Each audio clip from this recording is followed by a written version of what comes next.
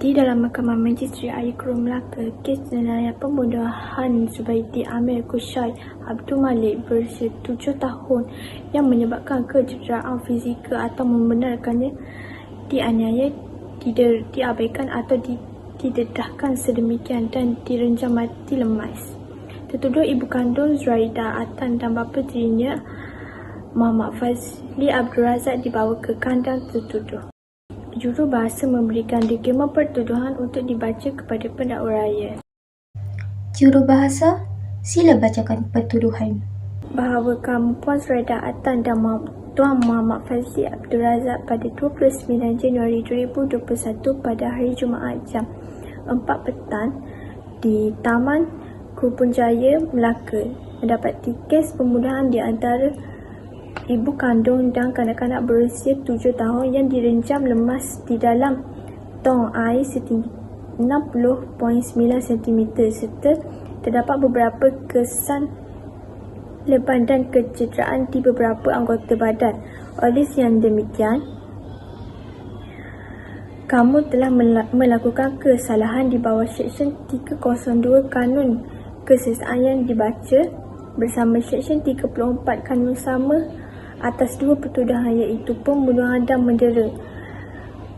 Adakah kamu mengaku bersalah atau mahu dibicarakan? Saya mengaku tidak bersalah dan meminta untuk dibicarakan. Baiklah, Timbalan Pendakwa Raya, adakah kamu bersedia untuk prosedur selanjutnya? Ya, Tuan Arif. Pihak Pendakwa Raya akan mengemukakan dua orang saksi. Saya memohon Mahkamah Yang Mulia ini membenarkan untuk memanggil saksi pertama iaitu gadis kepada jiran kepada kanak-kanak mangsa adik Zubaidi Amir Kushairi.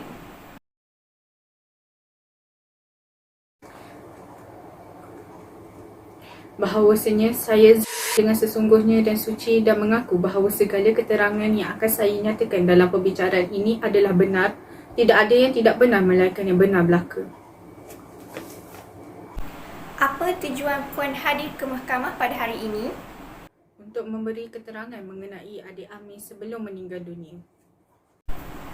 Bolehkah kamu menceritakan keadaan masa adik Amir ketika bersama dengan tertuduh di perumahan? Saya sempat mengambil beberapa gambar mangsa selepas beberapa kali melihatnya termenung di bahagian hadapan dan belakang rumah pada minggu lalu. Apakah reaksi mangsa ketika itu? Saya sengaja mengambil gambar. Saya ada melambainya namun mangsa tidak membalas lambaian saya dan terus masuk ke dalam.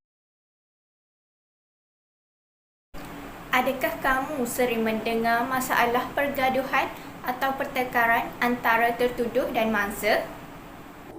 Kami sekeluarga bekerja dan hanya pulang lewat petang, jadi kami tidak tahu apa yang berlaku di rumah tersebut. Sekali-sekala ternampak juga mangsa bermain. Ada juga mendengar suara budak menangis, tetapi tidaklah gerak atau melolong. Saya dapat mengetahui mangsa telah meninggal dunia selepas ternampak ambulans di hadapan rumah kami. Dan dimaklumkan ayah tirinya bahawa anaknya Amir lemas di dalam tong air. Tidak, Tuan Arif, saya membantah bapa tirinya Muhammad Fazli Abdul Razak tidak bersalah di dalam kes jenayah ini. Mahkamah terima bantahan tersebut. Pendakwa, sila teruskan soalan kepada saksi seterusnya.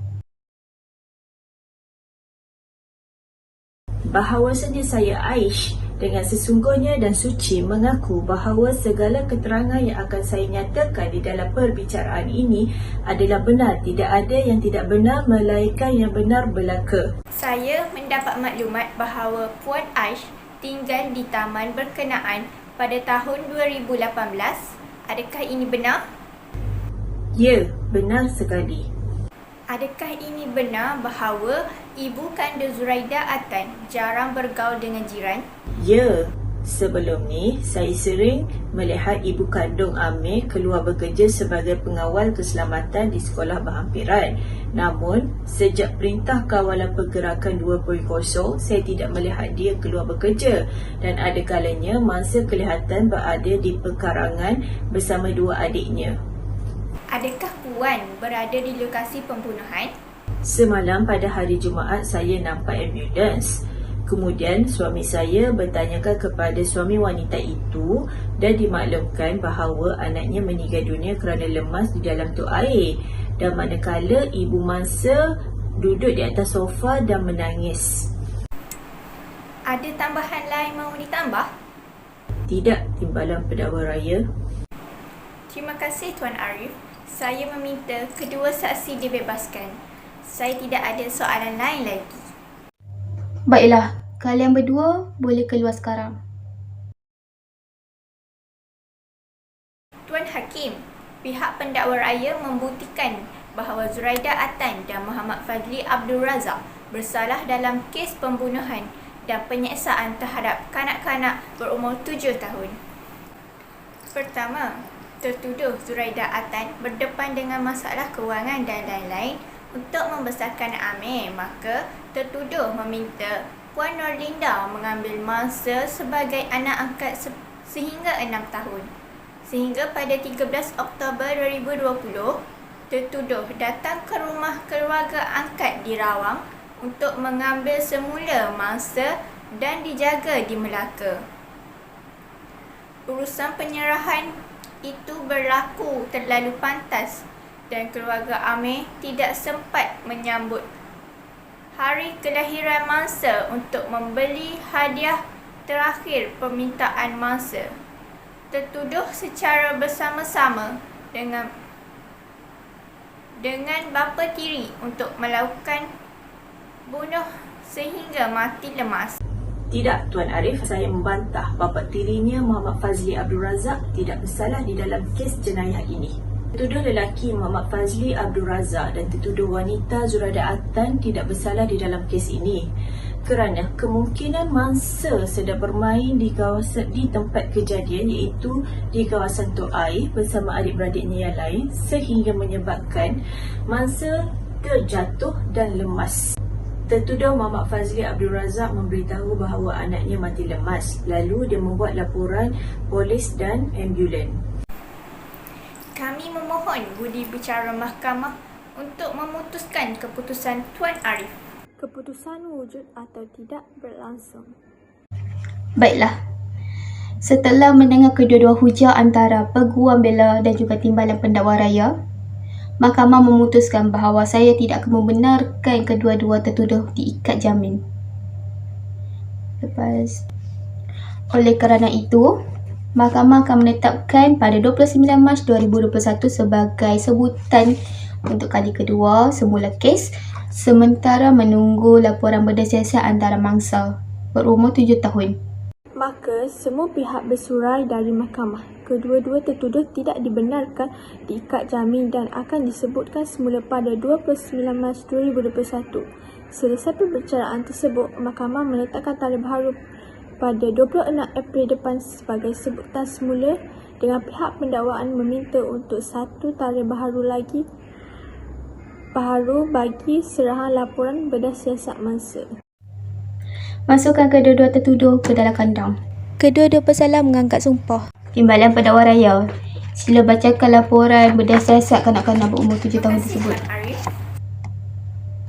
Surat yang saya pegang ini adalah laporan berdasar mangsa dimaklumkan bahawa memang ada kesan kecederaan terutamanya di bahagian kepala dengan terdapat kesan luka baru sebesar 3 cm. Baiklah, teruskan timbalan pendakwa raya. Selain itu, terdapat kesan baru dan lama di seluruh anggota badan termasuk belakang badan. Maklumat makmal itu merangkumi dari spesimen yang diambil termasuk paru-paru, jantung, hati dan bahagian-bahagian lain. Berdasarkan keadaan fizikal mangsa ketika ditemui bahawa mangsa meninggal dunia kira-kira 2 jam, dakwaan netizen adalah tidak benar belaka. Tambahan lagi, Jenazah kanak-kanak yang digelar sebagai adik akan diserahkan kepada waris keluarga angkat untuk proses pengebumian. Tertuduh Zuraida Atan sebenarnya seorang pesakit mental. Tertuduh tidak layak menerima denda setimpal ini kerana tertuduh sering didera oleh tertuduh lelaki. Timbalan Pendakwa Raya, adakah dokumen ini benar belaka bahawa tertuduh pernah ke hospital belaka dan tidak mempunyai masalah mental seperti yang didakwa oleh peguam bela? Benar sekali seperti mana yang Tuan Arif katakan, tertuduh tidak mempunyai rekod masalah mental pada masa ini. Namun, rekod tersebut merupakan rekod lama iaitu pada tahun 2019. Tertuduh Muhammad Fazli Abdul Razak, saya mendapati bahawa pada 3 September 2020, kamu didakwa di Mahkamah Majestik Air Keroh kerana atas kesalahan memukul isteri kamu di bahagian pipi kanan pada pukul 12.30 malam. Adakah ini benar? Peguam bela, adakah kamu ingin menambahkan sesuatu? Tidak, Tuan Arif. Timbalan Pendakwa Raya, adakah kamu ingin menambahkan sesuatu lagi? Tuan Arif, saya sudah tidak mempunyai soalan lagi. Baiklah.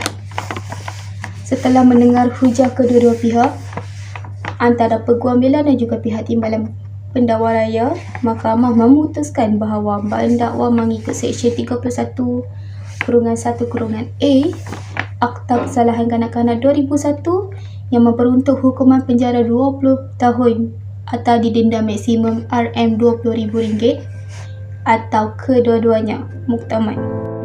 Hakim mengukuh kayu khas menyatakan tamatnya sesi pembicaraan, mahkamah tertuduh akan menerima denda yang setimpa akibat membunuh dan menyiksa mangsa kanak-kanak berusia 7 tahun.